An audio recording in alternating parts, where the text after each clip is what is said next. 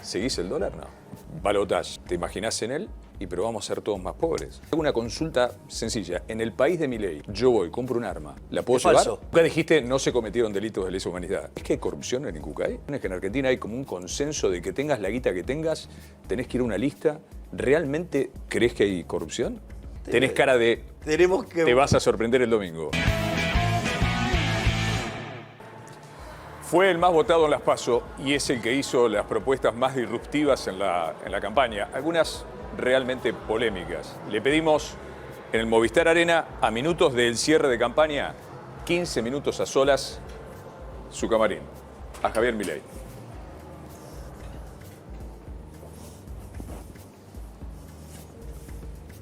Javier, ¿Qué tal, Rodolfo? gracias por recibirnos. No, por favor, un placer. A nada, ¿qué te queda? Un ratito nada más para el... Algunas horas. ¿Estás cómodo? ¿Te pusiste zapatillas? Sí, estoy de zapatillas porque como ingreso por el medio del público no es como para zapatos. Para zapatos. ¿Seguís el dólar? No. ¿Cómo? ¿Seguís el dólar todos los días? No. No, no hace falta seguir el dólar porque el problema no es que el dólar sube. El problema es que el peso pierde valor. Si el peso se derrite como barras de hielo en el medio del desierto del Sahara. Vos cuando generás un exceso de oferta, ya sea o porque sube la oferta o porque cae la demanda de dinero, eso te hace que el poder adquisitivo del peso caiga y todos los precios expresados en unidades monetarias suben. Lo que sucede es que el dólar, como es un activo financiero, sube primero. Pero así como sube primero el dólar, después te suben los precios mayoristas, después los minoristas y por último los salarios. 15 minutos, sin cortes. ¿Por qué vos? ¿Por qué Javier Milei? ¿Por qué la gente debería votarte como su próximo presidente? Porque somos los que les vamos a poner fin a esta etapa de decadencia que lleva más de 100 años, porque somos el único cambio verdadero, porque somos los únicos que tenemos voluntad de cambio, porque tenemos las ideas claras, porque queremos volver a poner de pie la Argentina con las ideas de Alberdi. Esto ya lo hicimos en 1860 y en 35 años nos convertimos en la primer potencia mundial, y porque una Argentina distinta es imposible con los mismos de siempre. Vos no podés pretender que haciendo lo mismo tener resultados distintos, y los que vos ves es que los mismos de siempre proponen siempre las mismas cosas, porque en realidad los que te quieren venir a resolver el problema son los mismos que lo causaron. Es decir, el gran problema es que la solución está en manos del mismo problema. Vos, tu capital, y lo repetís, yo soy un outsider. Lo repetís y lo repetís. Y estoy orgulloso de ser un outsider. Llegás 10 de diciembre, ganás el 11. Gobernabilidad. El 10. ¿A quién llamás? El 10. El 10. ¿A quién llamás? A ver, el propio 10, nosotros arrancamos con una reforma a la ley de ministerios. Nosotros vamos a ir a 8 ministerios.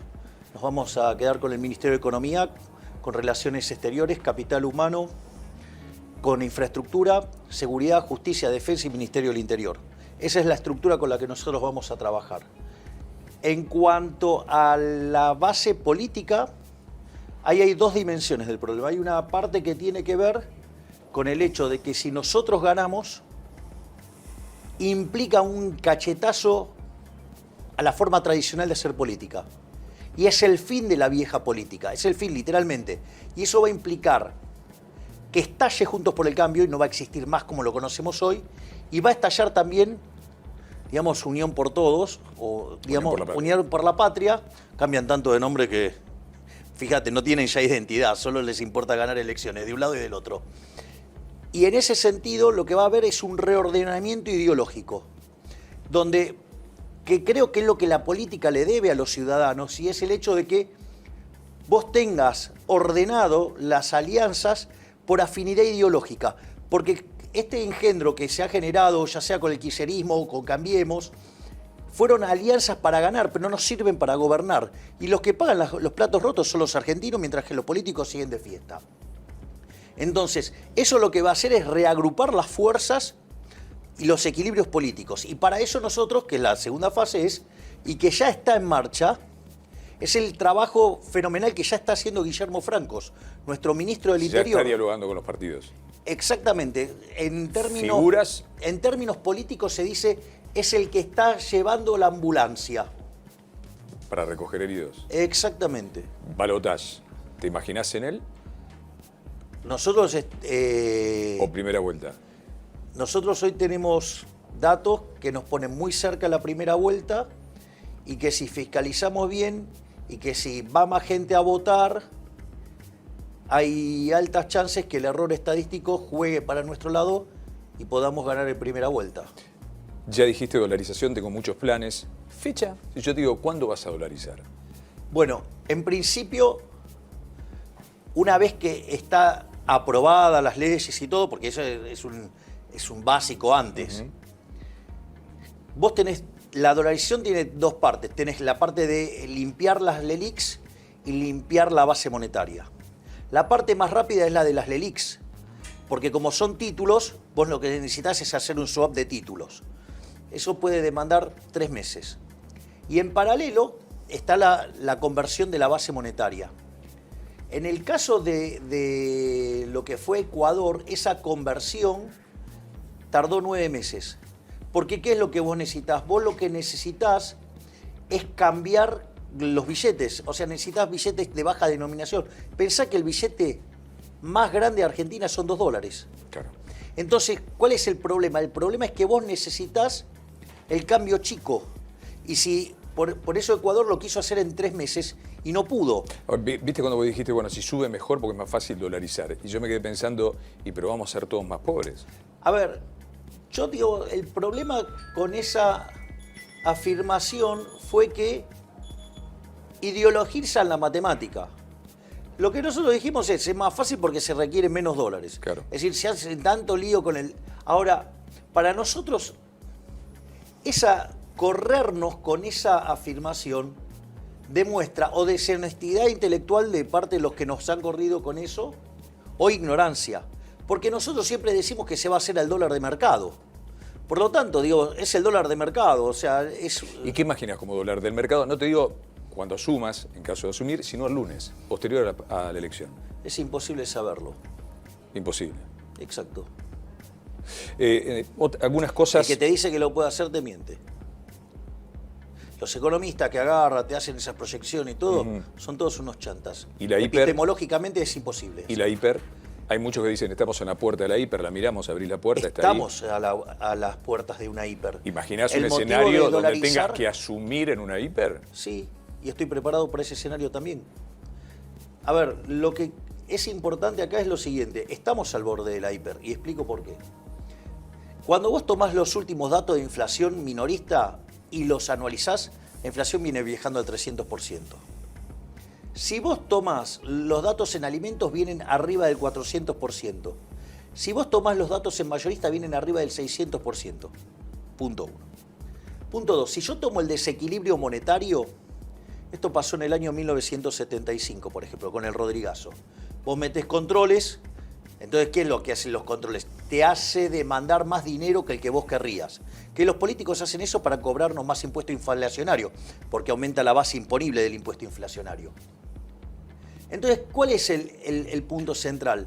Que cuando se desata ese sobrante monetario tenés un salto de precios. En el caso del Rodrigazo implicó multiplicar por 6 la inflación.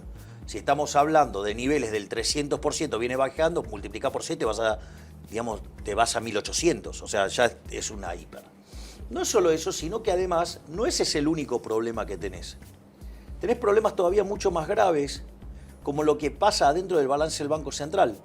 La relación pasivos remunerados, LELIQs, contra la base monetaria, hoy es más alto que lo que vos tenías en el primer trimestre del año 89, que fue la previa de la hiperinflación. Para que tengas una idea, vos en 3 meses podrías estar multiplicando la cantidad de dinero por 4. ¿Qué crees que pasa si, no sé, estamos mirando el mercado de naranjas y la cantidad de naranjas ofrecidas se multiplicó por 4? Y el precio se va a destruir. Bueno, la contracara monetaria a eso es que el nivel de precios vuela, es decir, que el dinero no vale nada. Mucho se ha discutido sobre tu proyecto, sobre armas y demás. Lo has aclarado, pero te hago una consulta sencilla. En el país de Milei, yo voy, compro un arma, ¿la puedo llevar? Falso. Te lo Es consulto. falso. Vos decís respetar la ley que... Es respetar la ley actual. Hay una ley de armas de la década del 90. Pero no te dan una aportación en broma. Bueno, porque una de las cosas que está pasando es que el manejo de las armas lo están haciendo los delincuentes en favor de los delincuentes y en contra de los honestos. ¿Y no te preocupa que todos estemos armados? No. Digo, en principio, digamos, si... A ver, esa ley está Más allá de la libertad de cada uno. Respetala. Digo, o sea, y si vos, o sea, cometés un error, pagarás las consecuencias. Pero de vuelta, no hay que hacer nada. La ley existe. Entonces la pregunta es al revés. ¿Vos estás a favor que los delincuentes estén armados? Porque eso no respeta ninguna ley, ¿eh? No, está claro que hay un problema de armas y no se sabe de dónde sale, o sí podemos presumir de dónde salen. Y no hay control de ningún tipo. Bueno, está bien, digo, que se cumpla la ley. Yo lo que estoy pidiendo es que se cumpla la ley. Javier, o sea, no, digamos, o sea, yo entiendo, digamos, que mis adversarios políticos son tan pobres intelectualmente, tan carentes de propuestas, que lo único que hacen es construir caricaturas sobre las cosas que nosotros decimos o, digamos, toman alguna referencia de alguno de los autores que nosotros citamos para, digamos, mentir.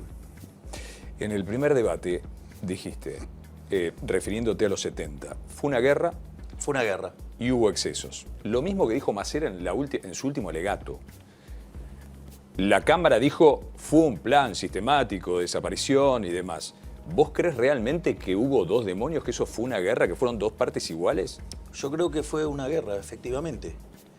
A ver, hubo un conjunto de terroristas que se quisieron alzar con el poder para hacer la revolución cubana. De hecho, recibían formación militar en Cuba. Sí, sí. O sea, se iban a países de la órbita soviética, cambiaban el pasaporte, se entrenaban en Cuba y después volvían para cambiar el pasaporte y volvían después a la Argentina. Con lo cual no eran ningunos inocentes esos. Esos querían hacerse del poder y querían hacer la revolución cubana acá adentro. Primer punto. Y eso era una formación militar irregular, si vos querés. Del otro lado estaba el Estado. Entonces, y eso era una guerra. El punto central acá es que el Estado, como tiene el monopolio de la violencia... Y de la ley. Bueno, por eso. La ley, digamos, o sea, es porque tenés el monopolio de la violencia.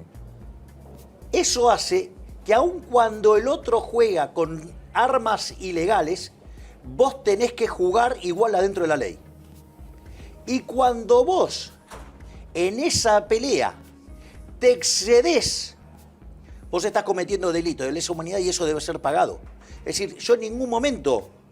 Nunca dijiste no se cometieron delitos de lesa humanidad. Exactamente. Eso sí, se cometieron. Se cometieron. Lo que digo es que se cometieron delitos de lesa humanidad de los dos lados. Y no es cierto el argumento que levanta la izquierda alegando sobre el juicio de Nuremberg. Porque eso también es falso. Porque en el caso del juicio de Nuremberg se juzgaron también a civiles. El caso más emblemático es el de Streichel. Entonces digo, basta con estas mentiras de que los terroristas son buenos y del otro lado son malos. No. Son Uno malos tiene los dos. uno tiene que agarrar, el Estado lo detiene y lo manda a pudrir en la cárcel. Acá no se hizo eso. Exacto. Entonces, el problema es que la forma en la cual se trató el problema implicó excesos, y esos excesos se deben pagar. Pero eso no quiere decir que del otro lado no cometieron delito de lesa humanidad también. Hablaste del Incucay, segundo tema que me preocupó. ¿Crees que hay corrupción en el Incucay? Debe ser una de las pocas instituciones que en Argentina hay como un consenso de que tengas la guita que tengas, tenés que ir a una lista. ¿Realmente crees que hay corrupción? Yo lo que digo es que si por ley hoy todos somos donantes, salvo que expresemos lo contrario, Exacto.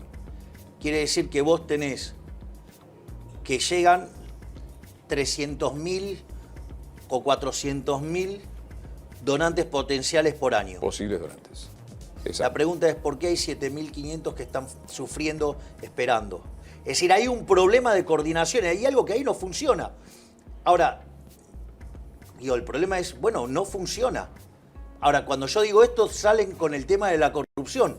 Bueno, digo, entonces quiere decir que están sucios ellos. Yo, básicamente, el planteo es, mirá, hay algo que no funciona, porque si te están aportando 400.000 potenciales donantes y tenés problema con 7.500 personas, explicale a las 7.500 personas que están padeciendo esto por qué no fluye como debería fluir. ¿Escuchaste a Lila Lemoine en el último tiempo y su proyecto de renunciar a la paternidad? ¿Estás de acuerdo? Mira, los liberales no somos manadas, con lo cual, digamos, ese proyecto ni siquiera está en carpeta. Nuestra propuesta hoy básicamente tiene que ver con reforma del Estado, con modernización de la legislación laboral. Es decir, eso es un proyecto, digamos, que ella, digamos, o sea, le interesa, digamos, será cuestión de ella. De vuelta, los liberales no somos manada, pero no está en las carpetas ni en los proyectos que nosotros estamos impulsando hoy. ¿Los vouchers de educación son de primera generación? No, tenés que hacer toda una adaptación del sistema hasta que llegás a la... O sea, vos llegás y la educación va a seguir igual o algún cambio vas a hacer rápido. No, tenés que hacer mejoras para que sean más competitivas. Pero lo que hay que entender de los vouchers, que esto es lo importante, lo primero que hay que entender es que no existe nada, no existe tal cosa como un almuerzo gratis. No existe la educación gratuita. Eso es falso. No, todos pagamos con nuestros impuestos. Bien, exacto. Bueno, ok, ese es el punto. Ahora, el punto entonces es, si la sociedad decide que quiere tener un seguro de educación, ¿cómo lo financiás? ¿Financiás la oferta o financiás la demanda? Hoy financiás la oferta. Argentina, digamos, hasta fue expulsada de las pruebas PISA. ¿No? La mitad de los chicos no terminan la secundaria. La mitad, esa que termina, solo la mitad puede comprender un texto y entre el 70 y el 80% no puede resolver un problema matemático básico. Es dramático. Bueno, entonces la pregunta es, si el capital humano es tan importante, ¿cómo puede ser que estemos generando este problema? ¿Por qué? Porque cuando vos financiás a la oferta, ¿qué es lo que hacen las instituciones? Toman la plata, la utilizan para, el caso de las universidades es lo más escandaloso, toman la plata para hacer política y el residuo lo vuelcan a la universidad, a la educación, a los docentes. Entonces, ¿estamos de acuerdo con ese modelo? Porque es un espanto y genera resultados inmundos. Lo que nosotros decimos es que vos tenés que subsidiar la demanda y que las personas puedan elegir a dónde quieren estudiar. ¿Y eso qué es lo que va a generar? Genera competencia. Y cada vez que vos generás competencia, los resultados mejoran. ¿Dónde se aplica esto? ¿Sabés dónde se aplica? Por ejemplo, yo fui con el empresario que lo desarrolló en Suecia. En Suecia tienen 40 colegios, tienen 25.000 alumnos y son, dentro de Suecia, los que tienen los mejores números en ciencia, en matemática y en inglés. Y no están mal en las pruebas. Se nos fueron unos 15 minutos. No alcanza. A la producción le digo. Javier, si sos vos, que sea lo mejor para el país, de verdad. Quédate tranquilo que estamos trabajando para que eso fuera. Y si hay balotaje, 20 minutos nos volvemos a encontrar. Tenés cara de... Te vas a sorprender el domingo. Tenés cara, me decís que no va a haber balotaje. No, yo estoy diciendo otra cosa. O sea, yo soy bilardismo puro, o sea, para mí... Antes de tiempo, nada. Claro, para mí vamos a tener que ir a balotaje. Pero sería interesante que no lo hubiera, porque nos va a permitir resolver temas muy delicados que sí los puedo resolver siendo presidente electo y que si no soy todavía electo... Se van a profundizar. Y no los puedo resolver. Javier, gracias. Gracias.